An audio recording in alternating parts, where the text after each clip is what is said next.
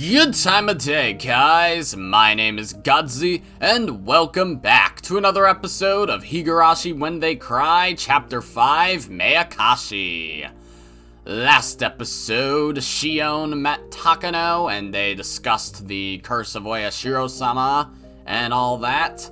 And now we are in... Oh, well, she also met up with Mion and confronted the demon inside her, which I'm sure is the first and only time that will ever be brought up, yes. And now we are in 1983 at last, which means hell's probably gonna break loose sooner or later, so yeah. Anyways, before we get into the discussion about the recent Go episode, of which there's not really much to say from my end here, so yeah, I have one comment from last episode, which is from Fawful999, which says, somehow the game glitched and the end of the Meakashi poem was switched with a later part. It should have said, would it have been better if I wasn't born? This bloodstained hand couldn't even grasp the air. Alright, so, thank you for letting me know that, because I wouldn't have known otherwise. Don't really have much else to say about that, though, so let's just jump into the Go spoilers section. If you don't want spoilers for Go, then mute right now, or, well, you'll hear spoilers. Not really much else to say there, so, yeah. Alright, so, I don't really have much to say. I still think Satoko's gonna kill Rika, even more so now, because Featherin, hello Featherin, that's Umineko there, yep. So, if you don't know anything about Umineko, and you're watching the series, still catching up with Go and stuff like that, from now on I'm probably gonna be spoiling the ever-loving fuck out of Umineko, at least as far as, like, Featherin and Burncastle and Lambda Delta. So, yeah, well, I've kind of always been doing that, but now even more so and more overtly, so, yeah.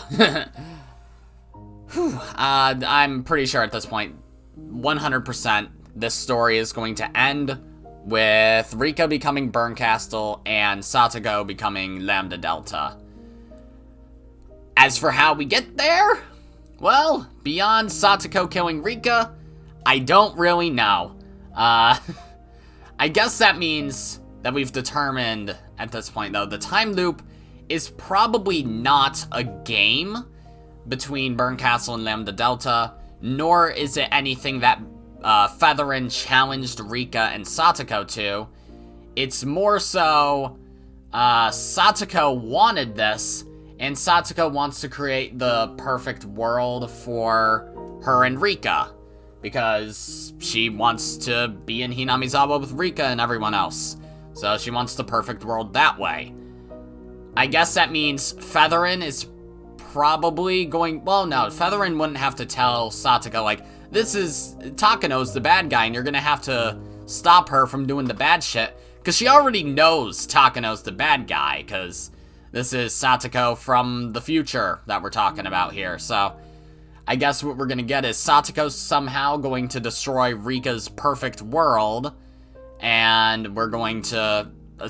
that will be, I guess, the prologue to what we've seen beforehand with Oni Damashi, and then Wata Damashi, and then Tatari Damashi, and then, Neko Damashi.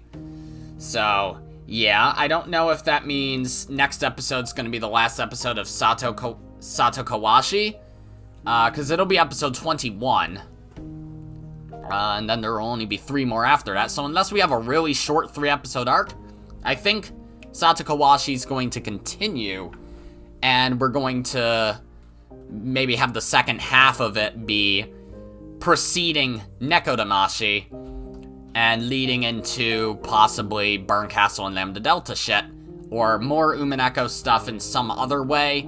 I feel like the only other Umineko stuff that could show up is Burncastle and Lambda Delta. Because, like, we have Featherin, and it's not like anyone else from Umineko has any sort of connection to Higurashi. I don't think there's a single character from Umineko that has any relation, like, at all. Like, there's Angie, because she also went to St. Lucia, but in, like, what, 1998? And it should be, what year? At the point that we're at in Satokawashi? It wouldn't be 86. We're past 86. It was 87, right? it should be 1987. Which means the Rokenjima incident's already happened, but that hasn't even been mentioned. I thought it would have been a cute little thing if they had mentioned it in some way. But yeah.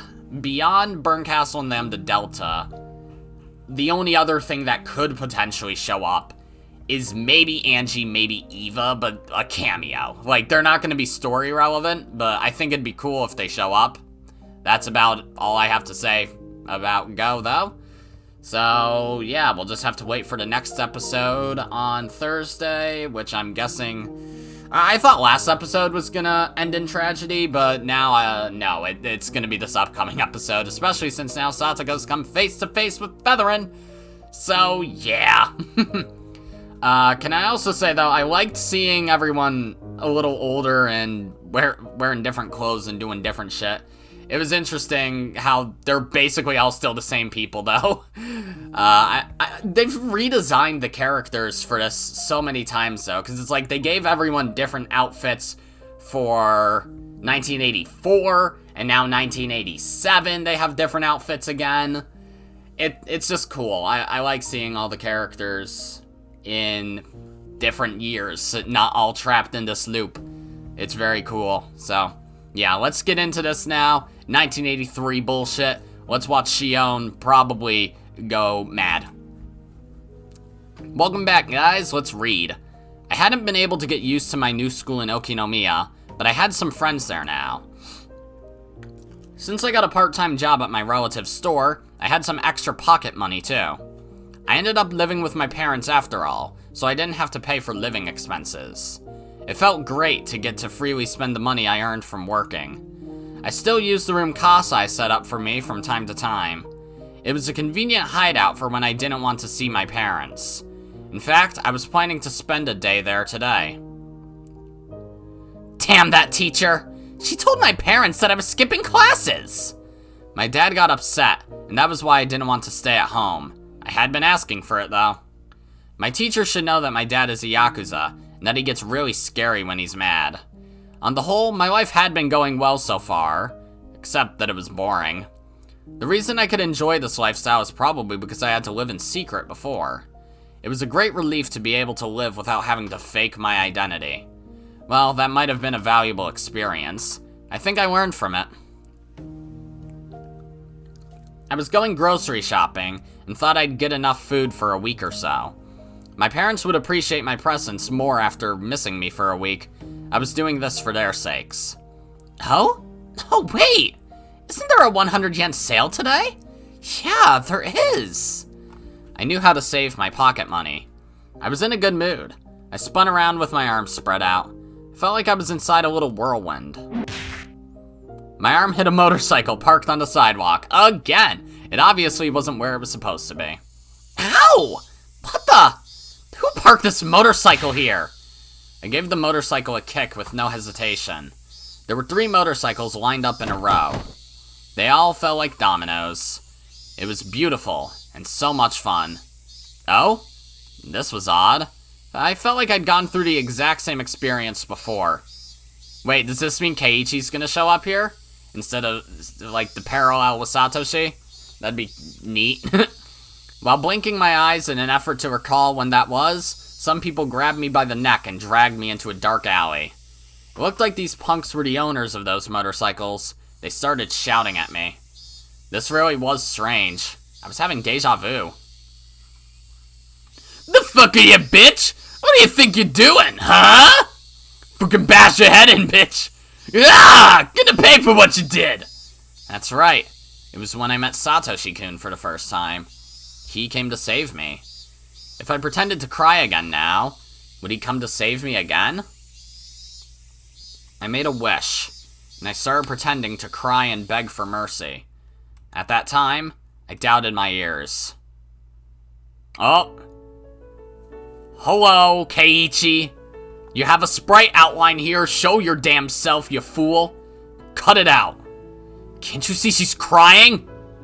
It was a boy about my age. I couldn't quite see his face because of the light illuminating him from behind. Satoshi-kun? Of course, it couldn't be him. It couldn't be.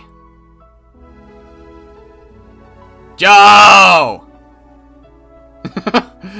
Your hair's not as long as in the anime, but... yeah. Hello, Keiichi. You have a sprite. Congratulations! When I snapped out of my daydream, I realized that it wasn't Satoshi-kun after all. He looked less gracious than Satoshi-kun, so to speak. If Satoshi-kun was pristine and untouched, then this guy would have scratches all over him. But although they were completely different, I got a similar impression from him somehow. What the hell? What the fuck are you? You wanna get hurt or what? Fucking say something, son of a bitch! The boy looked a bit taken aback. Well, I just thought you might want to let her go because she's crying, so... Huh? The fuck are you think you're telling us what to do? I can't voice these guys at all anymore. Whoa! Hold on! I'm against violence! What was up with this guy? I felt ashamed that I mistook him for Satoshi-kun even for a second. He seemed cool at first, but he wasn't as cool as Satoshi-kun after all. Well, I mean, I'm sorry that your motorcycles were knocked down, but I hope you don't feel too bad about it. How can I make you feel better? Of course, we don't have any money on us, you know? You don't got the money, then. If you got no money, you gotta pay with your body. This chick's got some real nice food. Okay. Let's strip her down and see. Okay. Hey, are you kidding me? I tightened my grip on the stun gun in my pocket. Then I turned it up to the maximum intensity. Don't hold a grudge against me if you die, pervs. Okay, I'm not reading these guys' voice lines anymore. Get out of here. They indulged in their imaginations, which aroused their spirits. Hey now, why are you perverts closing in on me? Your gross hands are groping the air. Are you gonna try and violate me? Okay, get out of here, you fucking losers. This is some fucking wonderful everyday shit. Hey, are you out of your mind? Don't touch me with those filthy hands! Then a flash of light cut through the air. Was that the boy? Babushka! You stupid fucks! Blows like thunderbolts knocked the punks down. Wow, so he was actually strong after all? What the hell? You want some? Huh? You don't have a clue, idiots! What the fuck are you on about? There's nothing arousing about stark naked. Keiichi, what a great introduction. What a great introduction. Weaver sucks on it. I can't voice it. I can't take this seriously. No matter what. That is the ironclad rule. Listen up, monkeys. What's the difference between Homo sapiens and other animals? That's right. Humans wear clothes.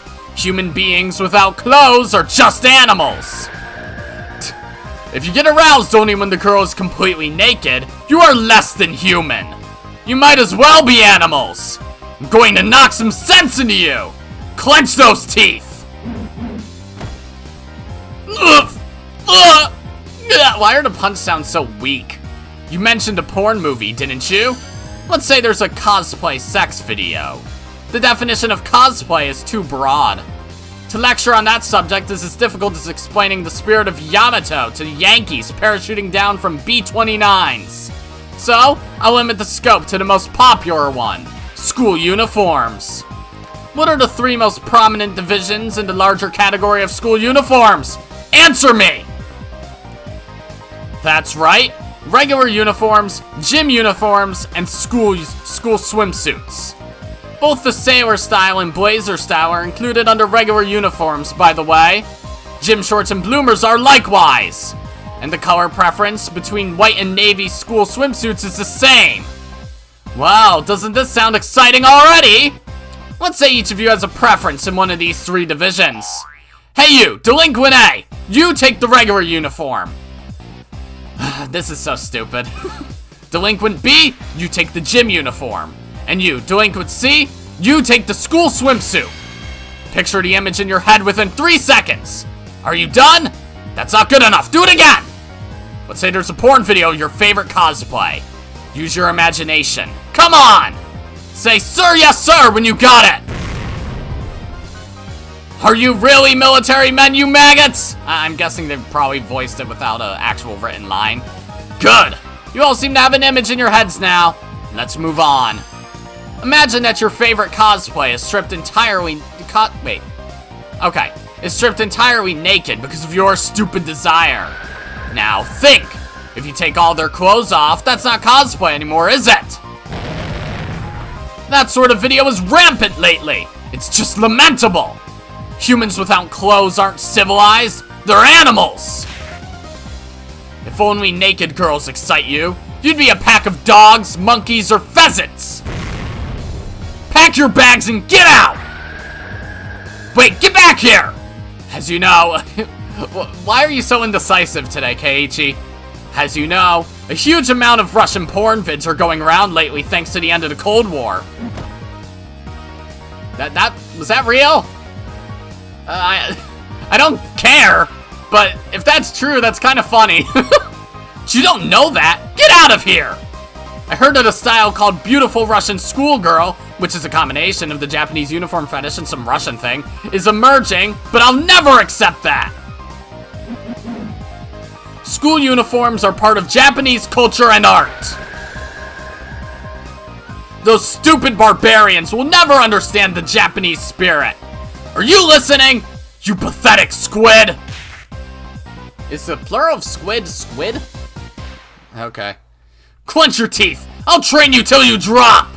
I won't let you sleep until you are capable of perfecting your imagination skills! Okay. Here comes my whip! At that point, I heard a bustle of people running this way. Oh, Mayabara-san! I gathered some people! I saw several kids running toward us. Seemed like our backup had arrived. Ah, shit! Let's get out of here! The three punks had just been standing there agape, but they started running away when they saw that many people. You're awesome, Mayabara-san! You had those punks transfixed all by yourself! One of them even had a nosebleed. You're so strong, Mayabara-san! Whew. It seems my personal aura has grown more powerful. If this keeps up, I'll soon surpass even Coach's Made in Heaven reality marble. Anyway, are you alright, Mion? The boy was apparently called Mayabara. He turned around to face me. Even the way he mistook me for Mion sounded like Satoshi-kun. But Satoshi-kun isn't a pervert like him. I was anxious to see how you'd fight back, but I guess 3 guys are too many, huh? I don't believe it. I was still confused. I couldn't yet grasp the situation. Who was this guy? Mion has friends like him? I was still spacing out in shock. So, I forgot to move until his hand touched my head.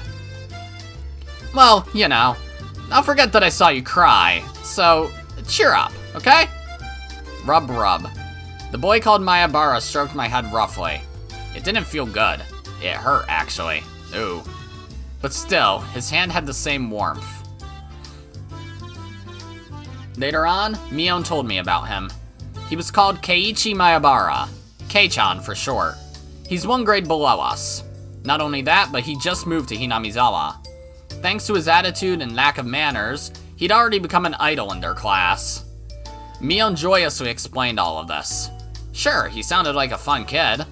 I knew why Mion was into him, but Satoshi-kun is way cooler. He wasn't worth stealing from Sis. Or was he? My heart throbbed. I was excited.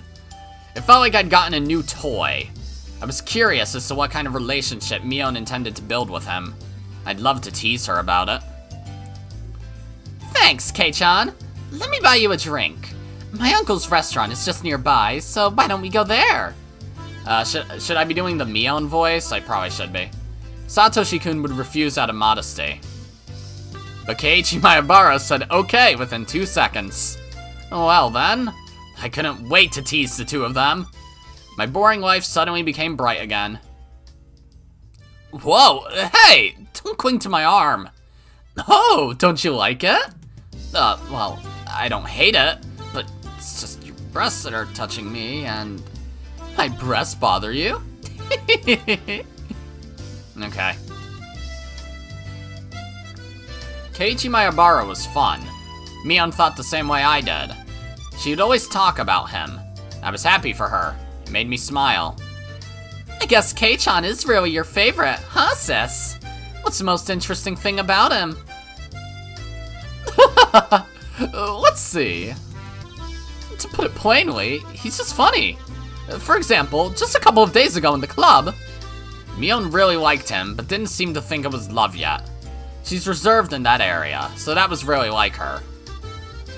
As for me, well, I didn't hate him, but my feelings weren't the same as Mion's. Kei-chan was just too childish compared to Satoshi-kun. I wondered how Satoshi-kun was doing. Was he waiting for things to cool down somewhere far away? The case had already been solved, though. That dopehead was the murderer. There was no reason for him to wait anymore.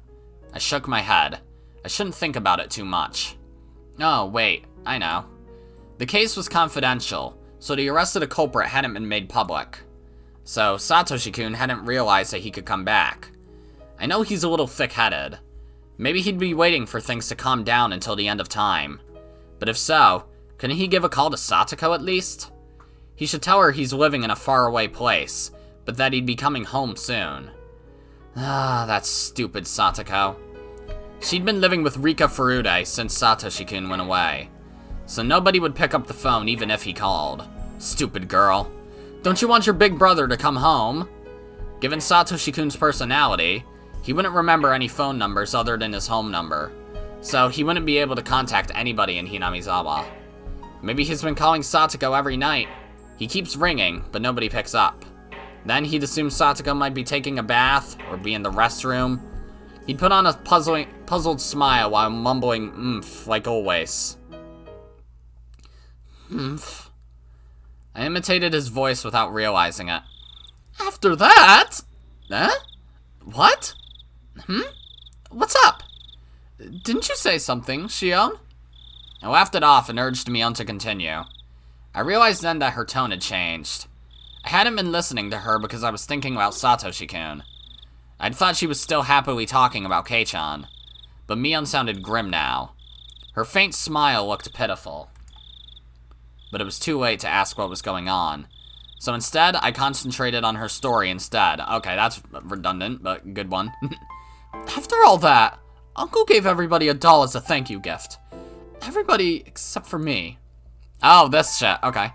Okay, except for you. I wanted one too, but I couldn't say it in front of everybody. You still can't express your needs, huh? And then? Mion sniffled. I realized that she was on the verge of tears. The cutest doll was in Kei-chan's bag. And you wanted that doll. It didn't matter which one. But although Kei-chan knew only I didn't get one, he didn't give it to me. He didn't give it to me. He said the doll wouldn't fit me and that I should be born as a boy in my next life. That's what he said. That was Keiichi's weak point. He might be fun and popular, but he wasn't mature. Not like Satoshi-kun. I want to start all over. I want to go back to when I just met him and start all over. I want him to treat me like a girl from the beginning. Don't take it too seriously. It'll be okay, because it's just you who wants to start over while he didn't even notice anything wrong. It'd be harder if you guys fought over it or something. Can I start over? If you didn't cry in front of him, it's not too late. You can cry as much as you want now, and if you show him a different side of you from tomorrow on, you can still fix it. Okay. I'm amazed how insensitive he is, but part of that is just the impression you've been giving him so far. If you change your attitude from tomorrow on, you can still change his mind. How do I change my attitude? How? If I tell you to act cute, you'd start going to school in frilly clothes. So don't think, and just be natural. But without overdoing it, pay attention to how you behave around him. And don't forget to be cautious of Rena. She's a bit ahead of you so far. Kei-chan might prefer Rena at this point. No, it's true. Rena's really girly. She's cute and caring. That just means you can't slack off for even a moment, sis, because you've got a rival. Tears can attract men, but they don't anchor them. You should always be smiling, but cry when it really counts. That's how you typically do it. Maybe I should try that on Keiichi myself. No, don't! He's the boy you like, so I guess it's natural that I like him too. How can I attract him? Hey, sis, why don't we have a competition over him? No, never! I'll kick you into orbit if you come near Hinamizawa. I'm happy for you, sis. It's not too late at all. It's important to know the distance between the boy you love and yourself, and shift the way you appeal to him to compensate. The boy I love is missing, you know? I don't even know where he is, or when he's coming back. Compared to that, you're very lucky. Mion was saying she'd do her best from tomorrow on with red tearful eyes, but I sensed a deeply negative feeling emerging inside me. Nobody was blaming Mion for being happy with Keiichi. I wasn't envious. I wasn't jealous. I didn't want her to be blamed the same way I was blamed. It was just that there was no space for Satoshi-kun in Mion's mind anymore, filled as it was with Kei-chan and her other friends now. It didn't matter to her if Satoshi-kun came back or not, just like how she didn't care if it was sunny or rainy tomorrow. What about me then? Had I been thinking about Satoshi-kun all the time for the past year? I wasn't proud of my own answer. I'd become used to life without Satoshi-kun. His absence didn't hurt me anymore. I was getting used to life with Keiichi Maebara, and if I let my guard down, he might just fill up the space I'd been saving for Satoshi-kun. If Shion Sonozaki had prayed harder for Satoshi-kun to return, he might have come home already. Where did Satoshi-kun go? Last year, right after his disappearance, I paid close attention to the information circulating in the Sonozaki family and its underground connections, and I frequently went to the police station to check with Oishi for new information. Even with all that, I couldn't get any new leads on his whereabouts. I eventually became interested in Oyashiro-sama's curse, which surrounded Satoshi-kun's disappearance. I researched the dark history of the village. The more I looked into it, the less likely his survival seemed. I'd returned Mio-san's scrapbooks to her, and then I hadn't gone to the library since. I started a new life in a new school. I'd made new friends, and in the same way, as falling leaves covered the ground, I felt like I was losing sight of what was really important to me. It was already almost the end of spring. They said that summer was coming early, and it'd be very hot this year. Normally it'd be the rainy season now, but we'd had no rain at all. The Watanagashi festival was right around the corner. It had been almost a year since Satoshi-kun went missing. In Hinamizawa, they don't allow you to talk openly about Oyashiro-sama's curse or the series of mysterious deaths. So, everybody acts like the murder of Satoshi-kun's aunt never happened. That's because Satoshi Hojo-kun was a member of the family of traitors. He fell victim to Oyashiro-sama's curse on the 4th year running. He was demoned away. Everybody was trying to forget about his existence and erase their memories of him. Don't make him disappear because of the curse. Don't erase his existence. Satoshi-kun was living in Hinamizawa just a year ago. He went to school. He was an A student. He was a member of the Hinamizawa Fighters. He could never hit the ball when it really mattered. He was unreliable, but pure. He was warm. Because of the curse, people made him disappear. They stopped mentioning his name and acted like he never existed. A new resident like Keiichi Maebara wouldn't even know him. He seriously believed that Satoshi-kun had transferred out. I miss you, Satoshi-kun. I want to go shopping with you again. I want to be in a baseball game with you again and get a cold drink afterwards. I want to tease you, and I want you to stroke my head again. Your hand was so warm. I felt as if my whole body was being caressed. Satoshi-kun.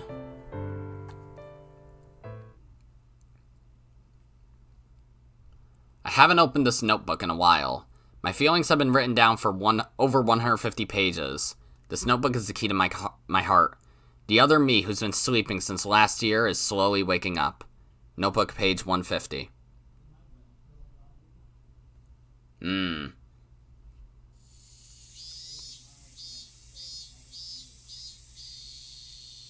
Oh, okay. I'm quite amazed by your dirty deeds, Keiichi-san. He is a boy, after all. Mi-chan, Shi-chan, Keiichi-kun looks confused. Huh? Did you hear that, sis? We're not playing tug-of-war here. Are you trying to tear Kei-chan apart? I'm not playing tug-of-war. You're the one who's stretching him. Go back to Okinomiya, Shion. Okay, I will. Oops. I let go of Keiichi suddenly, so he and Sis flew off like a rubber band. Keiichi rolled on the ground while Sis was stuck in a bush head first. What lively people. See you, Kei-chan. Sis might assault me if I stick around any longer, so I'll get going. Oh, Shion. Thanks for today. Ah, forget it. I didn't do much. What happened? See you, Shion. His hand landed on my head. Rub, rub, rub. He stroked my head pretty roughly, but the warmth reminded me. Excuse me, I'm going. See you, sis. Don't ever come here again! Frenna, keep your eyes on her! Satoko, set traps! Rika-chan, purify this area with salt! The warmth remained on the top of my head. It felt ticklish and sore. I had to stop. I got off my moped and pushed that aching spot against the telephone pole. I'm sorry, Satoshi-kun. I'm sorry. I'm sorry, I'm sorry, I'm sorry. I never forgot about you. I still remember you. I'm worthless without you. I can't stand life without you because it's gray and cold and boring. It's true. It's true. I can never smile because you aren't here. I can't. See you, Shion. Keiichi's face appeared in my mind. I recalled the touch of his hand stroking my head. It wasn't warm. I wasn't happy. It was rough and painful. I hate that insensitive guy. He's too childish, rude, and cold. He's like a stray dog. I wasn't happy. It wasn't warm. I wasn't happy or overjoyed at all. God, this scene is... Jesus Christ. What is with this chapter? God, it's good. It's so good. Oh! Satoshi-kun. And she's crying. Dude, I really just can't do some of the voices in this series justice. Like, especially Shion here. Like, my God. There was Satoko and Tatari Goroshi, and now there's Shion here. Like, don't get me wrong when I say I understand the argument to be made to play this game with voices on. Like, I like voicing the characters, but then there's times that I just can't do it justice. So, I'm sorry for that, but my God, at least if you can understand what I mean when I say this stuff, but yeah.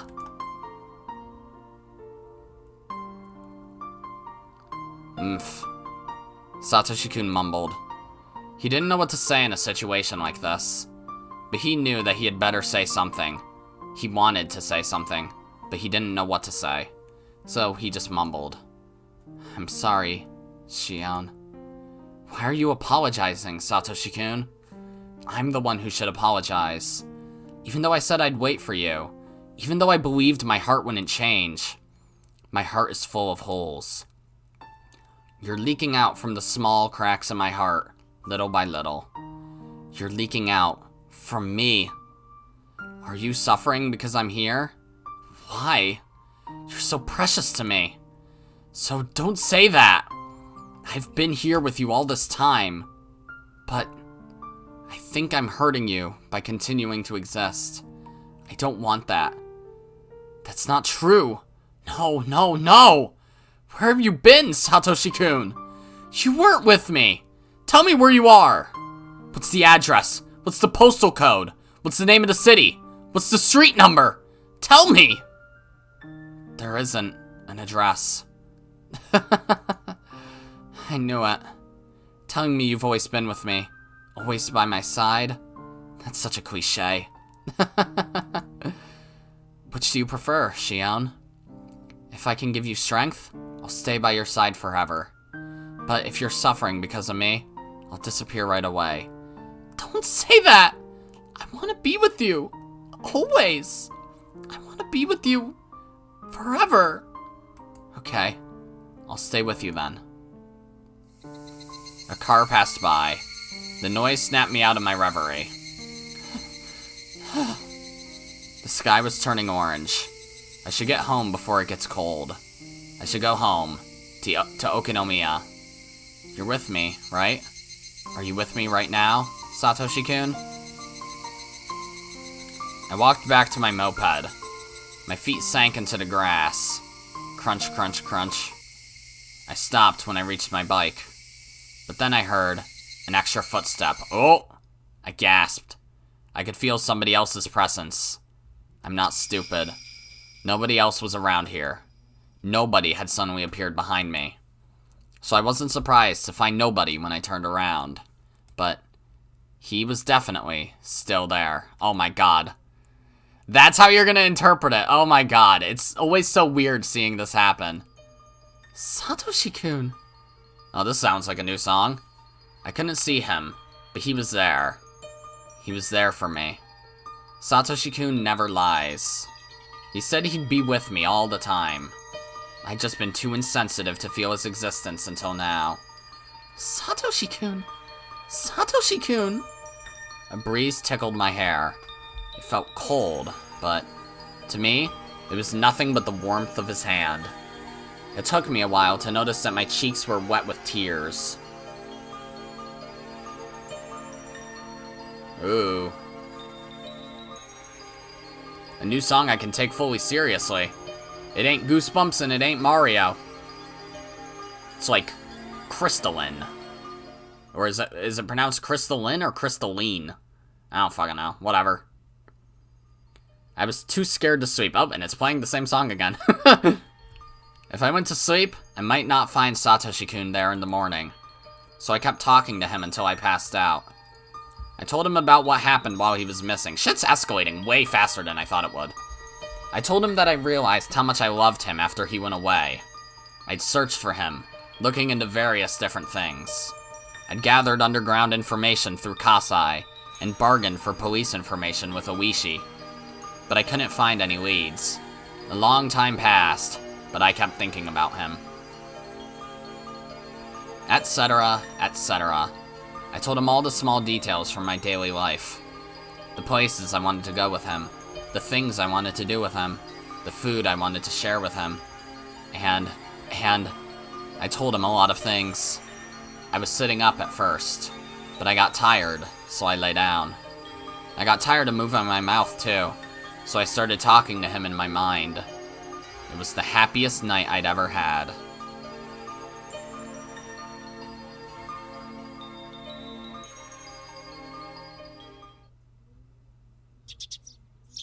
Jesus. When I woke up, I didn't find Satoshi-kun by my side. I knew it somehow. I was afraid of it. That was why I didn't want to go to sleep. But at least I got to see him for one night. Just when I'd resigned myself to that, I felt Satoshi-kun's presence again.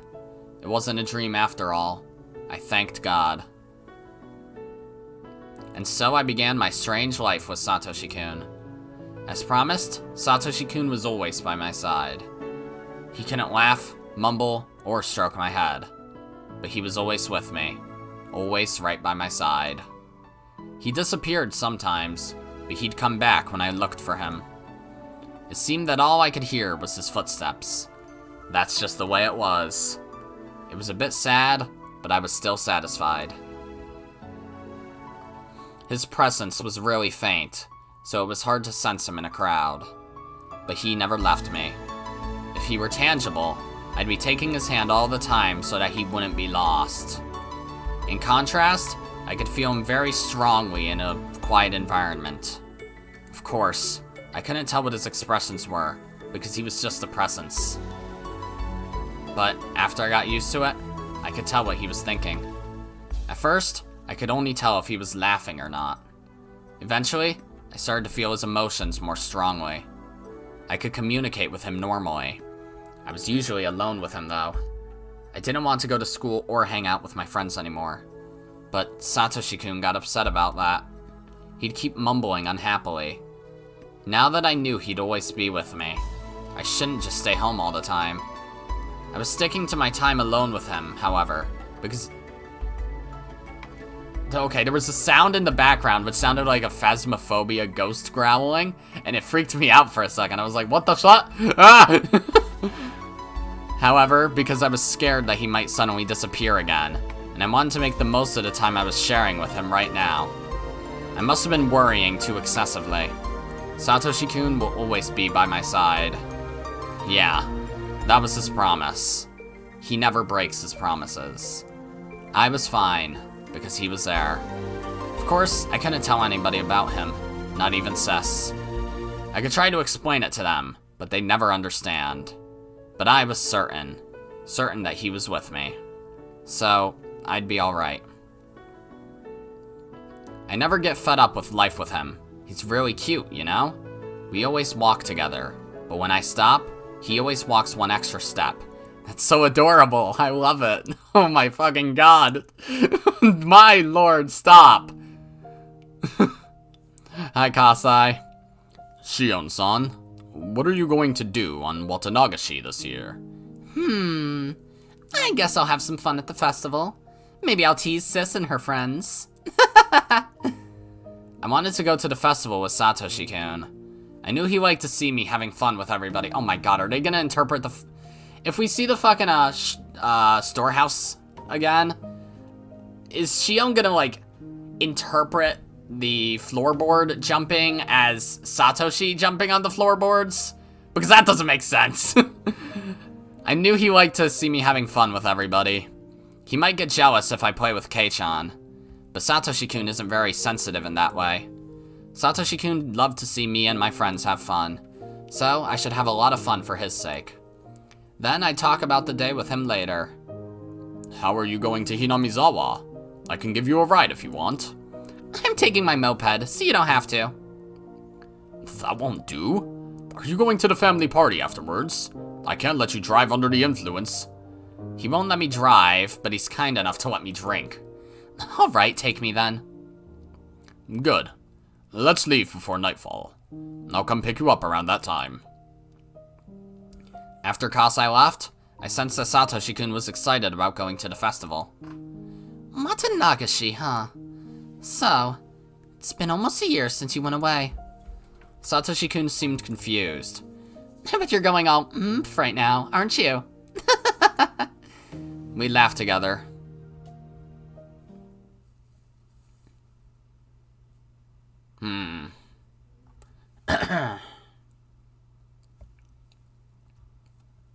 Okay. They're skipping through time a lot in this chapter, I feel. I'm not complaining, because it's like, otherwise it'd just be rehashing what happened in Watanagashi, I guess, but still. Welcome! Here's your net in a bowl! Great! Wow, these fish are so active. They look delicious. I could eat this little one raw right here. Huh? What are you saying, Mion-san? Oh, this bit again. Mi-chan, did you eat goldfish? Did you eat the one I gave you last year, too? No, I didn't say that! Sis shook her head hard. She turned all red. But she just said it. She said they look delicious. I heard it, too. Sis eats everything, as long as it fits inside her mouth. If it's really good, I'll try it once. No, you can't, Rika-chan. You're going to get sick. Wait a minute. Hey, you. How long have you been here, Shion? Hi, Kei-chan, Sis, and everyone else. Good evening. Ah! When did you get here, Shion? I've been here since you were at the chow mein booth. I found you guys quickly since you were making so much noise. Hey! You're not in our club! Get lost! Don't be mean, Sis. Right, Kei-chan? You're fine if I come with you guys, right? I took Kei-chan's arm and held it between my breasts. Okay. Puff, puff. Wow, okay. We were going to have a ball. Wait, was that sound effect implied to be Keiichi having a nosebleed? Okay.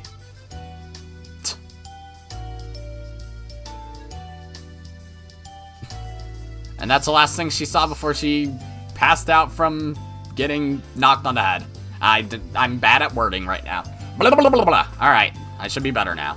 I went around the booths with Sis and her friends. I joked around and laughed out loud. I teased Kei-chan and Sis too. I like how she's just stuck in that expression. Kei-chan was at the center of the group, so if I did something to him, it naturally involved everybody else. It looked like Satoshi-kun was having a hard time finding his own spot in the crowd. When I glanced at him in a quiet moment, he smiled and told me to have fun without worrying about him. If he were tangible, I'd pull his arm to join the crowd. It made me sad that I couldn't do that. I bumped into somebody's shoulder. It was obviously my fault, so I apologized right away. As it turned out, it was somebody I knew. Takano? I figured! Oh, looks like you're having fun. Good evening, Shion-chan. The moon looks beautiful tonight, doesn't it? Oh, it's been forever, Takano-san. And you were... Nice to meet you. I'm Tomatake. I heard you were Mion-chan's twin sister. Nice to meet you too, Tomatake-san. I heard you were a great cameraman. Please take a picture of me someday. I'm just an amateur dreaming of going professional. Well, you're actually great, Jiro-san. You're good at many things. No, I need to study more. I have no talent, so I have to put out a lot of effort to compensate. They must have been in a relationship. You two look so happy together. Am I interrupting you? Oh no, I appreciate your consideration, but you're not interrupting us at all. And you can call me Mio like before, not Takano-san. It's a bit hard for me to call someone older than me by her first name. Well, never mind. I smiled bashfully, and Takano-san smiled back elegantly. I haven't seen you in the library since... I wanted to talk to you more as a fellow researcher. Well, when I feel like it. A fellow researcher? Are you interested in it too, Shion-chan? I mean, in the legend of this village. Tomatake-san raised his eyebrows. As far as I knew, Takano-san's hobby wasn't exactly normal. On the surface, her research dealt with the cultural history of ancient Hinamizawa, but its main focus was the Watanagashi festival from ancient times. The cannibal banquet in which they captured and gutted a living sacrifice. Her research covered various stories surrounding that, and other legends of cruelty. It was nothing if not gory. That was where her main interests lie. So, I didn't feel comfortable being called a fellow researcher, to be honest. But objectively speaking, her research notes were fun to read. It was then that I heard the loud booms of the taiko drums. The main event of the Watanagashi festival, the dedication dance, was about to start. According to Takano-san's hypothesis, the part of the dance where the shrine maiden tears open a futon mat represents gutting a living victim. It's starting! I should head over. Aren't you guys coming to see Rika-chama's performance? Tomatake-san looked bewildered. Did that mean he wasn't coming? Takano-san giggled, then whispered in my ear. To tell you the truth, we're thinking of sneaking into the ritual storehouse. Eh? She made it sound like she was going to do something fun, but it wouldn't be amusing to anyone who knew what the ritual storehouse was. The ritual storehouse, or the storehouse for ritual implements, is sort of a treasure house belonging to the Furude Shrine. I'd heard that Oyashiro-sama's sacred treasures were stored in there. Only people from the Furude family and selected members of the other two, three families are allowed to enter. They believe that if other people enter, the place will be desecrated. Everybody in Hinamizawa must have been curious about what was in there when they were kids. But the storehouse was always tightly locked. You couldn't just peek into it either. Kids would get chided if they played around it, so they'd learn to stay away. I didn't like being around it myself, since I was familiar with all that. Even though I didn't believe in curses, I still didn't want to be near it. Nothing good can come from breaking the rules. Were they still going to enter the ritual storehouse despite all that? I'm pretty sure it's tightly locked. It was until last year. Rika-chan had the heavy bolt changed to a cheap padlock because the bolt was too heavy for her to lift. Did you know that? No, but even if it's cheap, it's still locked, isn't it? Jiro-san is very skilled. Oh, are you good at lockpicking? Once the Watanagashi ritual starts, everybody will gather around the stage, right? Then the area around the storehouse will be completely devoid of people. Tonight, this place will be a blind spot. Can't see the forest for the trees, I suppose? According to her hypothesis, the ancient tools used for human dissection and torture would be found in the ritual storehouse. Why don't you join us in a bit? It's now or never. So, maybe I'll see you then? Takano-san, what are you telling her? Just girl talk. Let's go to some dark place for a quick date. Huh? Takano-san walked against the flow of the crowd alongside Tomitake-san. The ritual storehouse, huh? It was supposedly filled with torture tools. Considering what they had in the underground torture room at the Sonozaki house, that's quite possible. Satoshi-kun fell victim to the curse in the 4th year. His aunt's death was the sign of Oyashiro-sama's curse. Satoshi-kun was the sacrifice to pacify Oyashiro-sama's anger. That was what Takano-san said last year. It was just her hypothesis. At present, I wanted to deny her hypothesis because I wanted to believe that Satoshi-kun was still alive. If her hypothesis was correct, either some religious fanatic or somebody from the 3 families must be imitating the curse in order to revive the ancient custom of Onigafuchi. That would mean that it was them who killed Satoshi-kun. So what if? What if the ritual storehouse was filled with garbage instead of torture implements? Maybe it was filled with broken palanquins, or freshly painted signboards for the festival. What then? Wasn't really hard for me to believe that it was filled with the chemical smell of paint.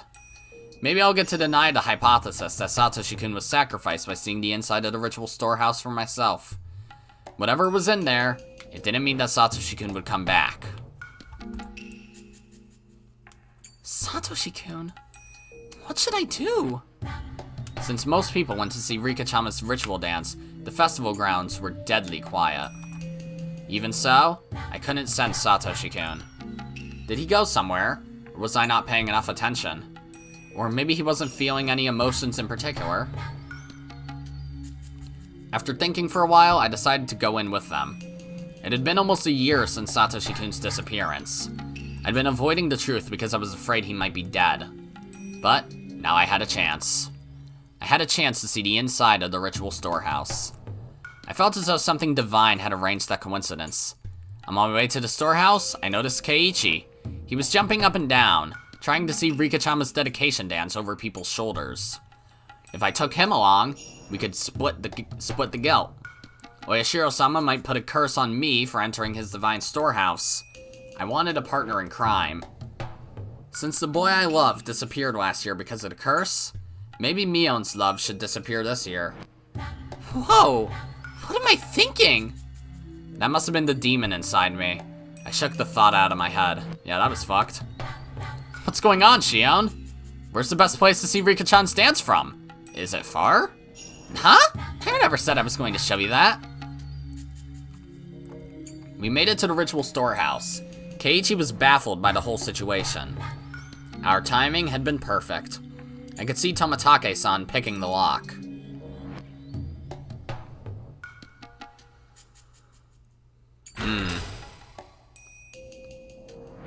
So, how much are they actually gonna show? Are they gonna glaze over stuff here too? Even though Keiichi must have been curious, he insisted that we shouldn't go in. But I talked him into it anyway. He was quick to change his mind when Tomitake-san joined in. It was completely dark inside, so Takano-san lit a battery-powered lantern. A small entry space appeared before us. It's so dark in here. Take care not to trip over anything. I appreciate the concern. Okay, doorman, keep a good watch. We're shutting the door now. Takano-san closed the door with a smile, as if leaving Tomitake-san out on purpose. Man. Alright everyone, have fun. As soon as the heavy door was closed, we were surrounded by a quiet darkness. All we could rely on was Takano-san's lantern. It'll be fine. It's an outdoor lantern with backup batteries inside. It won't go out or anything. Takano-san teased Keiichi a little. Keiichi, in turn, looked a little pale. He seemed to be able to recognize the sanctity of the building, even though he wasn't from Hinamizawa. Let's go in. Here we go. There. After Takano-san opened the heavy inner door, a dusty, foul smell flowed out. It was like the smell of a pantry that hadn't been opened in years and the smell of a fish market mixed together. I didn't know exactly how to describe it, but it was a bad smell. I have a lot of dust on my pop filter, so sorry if you hear tapping or something right now.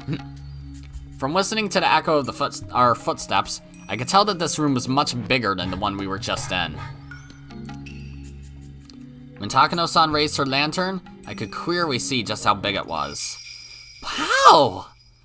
At the far side of the wall, there was a statue of some kind of god staring down at us intruders. The way it was lit by the lantern gave it a powerful appearance, and it scared me. That's the guardian god of Hinamizawa, Oyashiro-sama. I looked up at the statue, which was holding its religious ornaments. If Satoshi-kun's disappearance really was a curse, I couldn't forgive this god. I found myself irritated by the way the statue looked down at me. Damn you, Oyashiro-sama. If you really made Satoshi-kun disappear, I'll never forgive you. Never. Keiichi didn't seem to understand the significance of the storehouse. He looked bored. Takano-san noticed that and took out her scrapbooks to show him the brutal history of ancient Hinamizawa. I'd heard that story already, so I decided to walk around by myself. Okay, good, you're not repeating that whole fucking 2-hour sequence. Since I knew the significance of all these tools, I felt a little nauseated. Though they certainly wouldn't jump out to me, I still found them intimidating. They looked as if they were craving for fresh blood after not having been used in hundreds of years. All the tools looked similar to the ones I saw in the underground torture room at the Sonozaki main house. If those tools were the progenies of torture implements, these would be their ancestors. All the implements here looked old. I doubted they could really be used. Another new song. They weren't kept maintained like the ones at the Sonozaki house.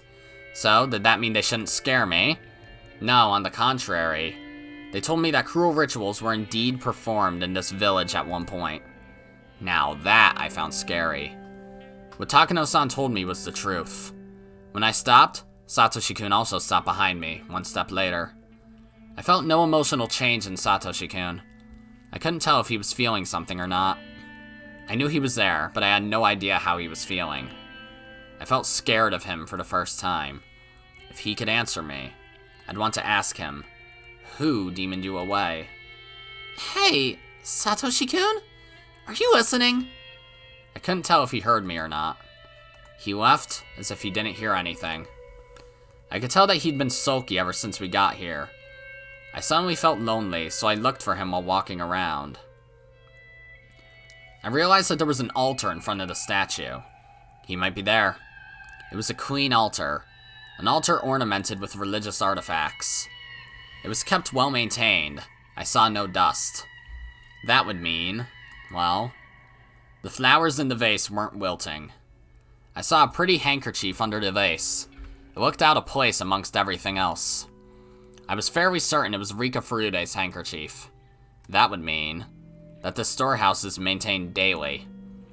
It wasn't a forgotten ruin buried in dust. So, the brutality of that dwelled in this ritual storehouse is still alive and well in Hinamizawa. That's right. Something as ambiguous as Oyashiro-sama's curse is nothing more than a simple delusion of the villagers. As Takano-san said, everything that happens in this world is done by humans.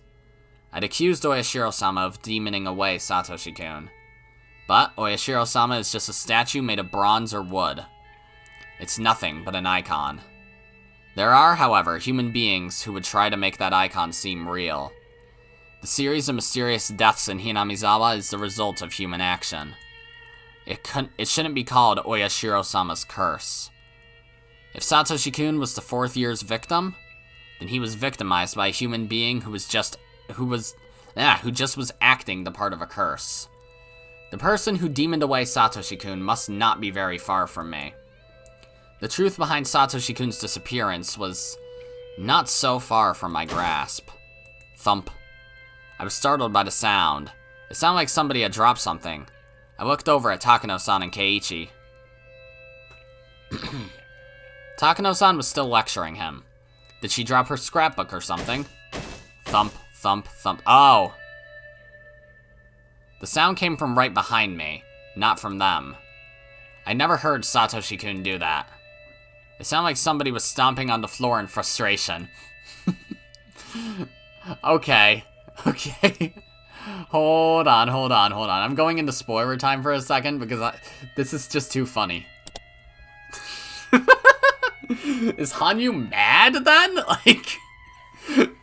Like obviously that's Hanyu because that's how Hinamizawa syndrome works. She's the extra footstep, she's the one jumping on the floorboards.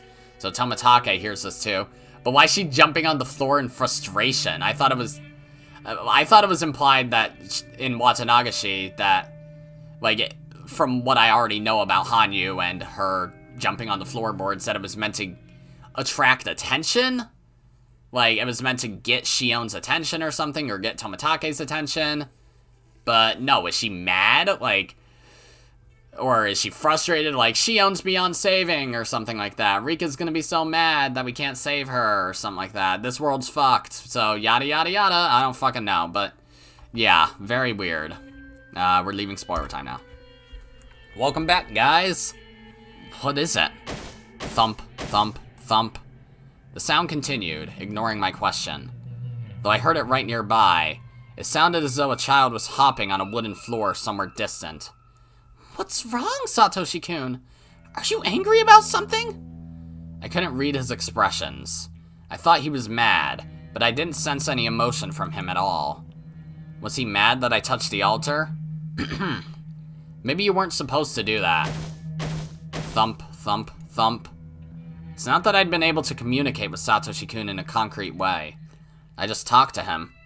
I was never expecting him to react like that. I didn't sense a willingness to communicate from this creepy sound. Then a chill ran up my spine. I felt as if all my pores were opening. I'd been thinking that it was Satoshi-kun stomping on the floor. Hey, you. You're Satoshi-kun, aren't you? The sound stopped when I asked that. It wasn't a yes or a no, just silence. Satoshi-kun wouldn't scare me like that. I realized suddenly that the sound hadn't come from Satoshi-kun. A cold shiver shot through my feet, and I sprung a step backward. The sound had come from right there. Even though I jumped back, it was still just a few meters away. Satoshi-kun would sometimes let me hear his footsteps when I walked. But if that wasn't Satoshi-kun, then there was no guarantee I'd hear its footsteps. So that invisible being could already be right in front of my eyes, and I just wouldn't see it? I forgot everything and ran, straining my ears as much as possible for any sound, listening for any footsteps pursuing me. I ran right into Keiichi and clung to him, timidly turning back to look. The dimly lit area before the altar was quiet, like nothing was happening. But seeing that chilling dark stillness, realizing I was just in that space, made me even more frightened now. What's up, Shion? Did you get scared? Keiichi made fun of me. Even though he looked horrified just a little while ago, he now looked satisfied to see me scared too. I know girls tend to get freaked out by haunted houses. Well, I don't mind it. Anyway, let's go, before Takano-san leaves us behind. I pretended to be fine, but I wasn't sure if I was able to hide my fear entirely. The footsteps were chasing me.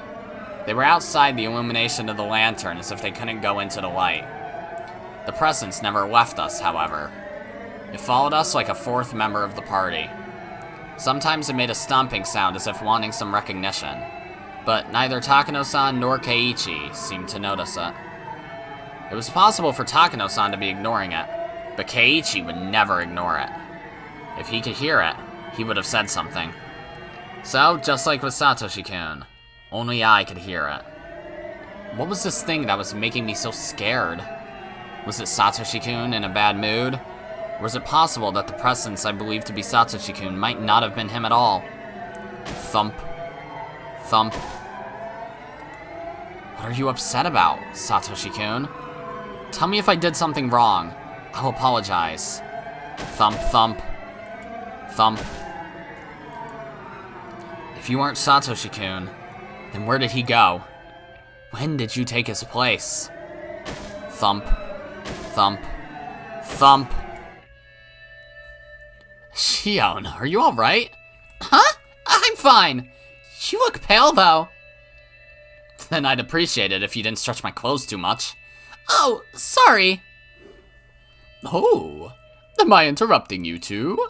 I decided to engage in a conversation to help myself ignore the sound from behind. I didn't hear the sound as much, and it became a bit more distant. Yeah, I shouldn't pay attention to it. It wouldn't bother me if I didn't hear it. I should just ignore the noise. Takano-san, you're researching whether those customs survived into the present. You are, right? Thump, thump. What I'm about to tell you is a secret, alright? I told you, Shion-chan, because you're an understanding person, but the other villagers don't want to hear it. If things go awry, I could be ganged up on and punished. She smiled at me like a witch. Thump, thump. Mayabara-kun, you keep it a secret too, okay? If this gets out, I could suffer Oyashiro-sama's curse, or be made into a sacrifice. If it's the curse, then I wonder what kind of death it'll be this year. If it's a sacrifice, then will I be thrown into the Onigafuchi swamp while still alive? And it is tonight, you know. The night of Oyashiro-sama's curse. It certainly is. If the curse strikes for a 5th time, it'll happen tonight. Thump, thump, thump. Takano-san pulled out an old scrapbook from her paper bag and started turning the pages. She opened it to the page with that one article. It was the article about the brutal murder of a Watanagashi victim. It happened in the Meiji era. This is a story that actually happened. It was around the end of the Meiji era. They discovered an unknown mangled corpse, the victim of a murder, in Onigafuchi village. Oh god, thump, thump, thump, thump, thump. Never before has there been a corpse treated with such cruelty and inhumanity. Thump, thump, thump. Hey, you guys serious we don't hear that? It's freaking loud. How can you not hear it? Ah, hell. It's freaking noisy. Cut it out already. And the next moment, we all heard a squeaking noise. We turned around in surprise. That's just Tomitake, yep. It was just Tomitake-san opening the door. Oh, this is gonna be interesting, actually, isn't it? Did I startle you? Oh, Jiro-san, could you not resist seeing inside? This is a splendid treasure trove of torture devices. I'll pass on that. I'm bad with this sort of thing by nature. Takano-san laughed as if making fun of Tomitake-san for being such a scaredy cat. In any case, the dance and ceremony are over, and everyone's going down to the river. The festival as a whole will be over within minutes. Time was up. I never expected that Tomitake-san would save me from this nightmare. His face suddenly looked heroic. Oh? Keiichi-kun, are you leaving too? I've seen enough. Shion, you're good too, right? Let's get out of here. I want some fresh air. I agree. Let's leave. I went into the entry room and turned around. Oh god, that sound freaked me out. Takano-san was taking photos in a mad rush, though our time was up. I didn't hear that sound anymore. I didn't feel that presence. I didn't feel Satoshi-kun either. But somehow, I wasn't too sad about that. Even if he followed me out here, I wouldn't be able to tell if it was really him or somebody else.